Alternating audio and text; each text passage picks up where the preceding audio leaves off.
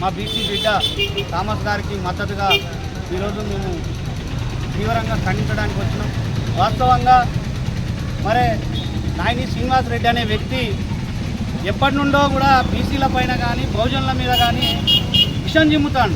ఆయన ఒక టౌన్ అధ్యక్షుడు అయ్యండి, కాంగ్రెస్ పార్టీ టౌన్ అధ్యక్షుడు ఉండి దాన్ని ఒక భూతంగా ఆయనే ఒక ముఖ్యమంత్రిగా ఆయనే ఒక నియంత్రణగా చూసుకుంటూ తనకు తానే హీరో అనుకుంటూ గతంలో కూడా మనం చూడొచ్చు. ముఖ్య ప్రవీణ్ నాయక్ మన బంజారా బిడ్డ ఆయనను కూడా సస్పెండ్ చేసేదాకా వెంటబడిండు ఒక పార్టీలో ఉంటూ.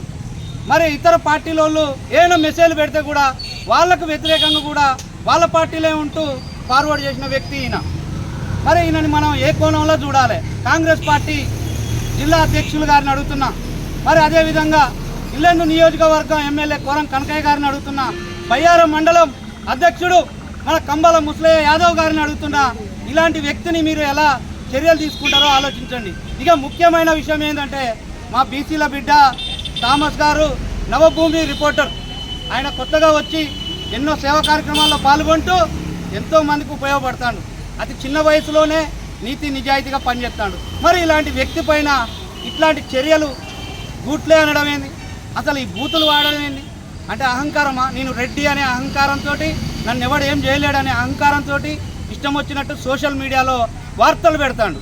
అసలు నీకు ఇంత ధైర్యం ఎక్కడదని మేము అడుగుతున్నాం. మేము వేసిన ఓట్ల ద్వారానే మీరు సీట్ల మీద కూర్చుంటారని మేము అడుగుతున్నాం. మేము ఇప్పుడు బరాబర్ సస్పెండ్ చేయకపోతే ఊరుకునే ప్రసక్తే లేదు. నాయని శ్రీనివాసరెడ్డిని క్షమాపణ చెప్పాలి, తగిన చర్యలు తీసుకోవాలి. తనని కంపల్సరీ పక్కాగా కాంగ్రెస్ పార్టీ టౌన్ అధ్యక్షుడిగా సస్పెండ్ చేయాలని భరత్ చంద్రారెడ్డి గారిని, మరియు మన ఇల్లెందు ఎమ్మెల్యే గారు కోరం కనకయ్య గారిని, ముఖ్యంగా బయ్యారం మండలం కంబాల ముసలయ్య గారిని, మండల అధ్యక్షులు గారిని మేము ఈ సందర్భంగా తెలియజేస్తున్నాం. ఇలా చేయకుంటే మేము ఊరుకోం. దీన్ని దశల వారీగా ఈ ఉద్యమాన్ని ఉధృతం చేస్తాం. ఇంకో ముఖ్యమైన విషయం, మన జగ్గన్న గారు ముల్పూర్ సత్యరెడ్డి గారు ఇప్పుడు అందరికీ తెలుసు, ఆయన ఒక ప్రజానాయకుడు. ఆయన మీద కూడా తప్పుడు వార్తలు వస్తున్నాయి, మావోయిస్ట్ అని లేదా ఇసుక మాఫియా అని. ఇది కరెక్ట్ కాదు. సమాజంలో తెలుసుకోవాలి ఎవరైందని.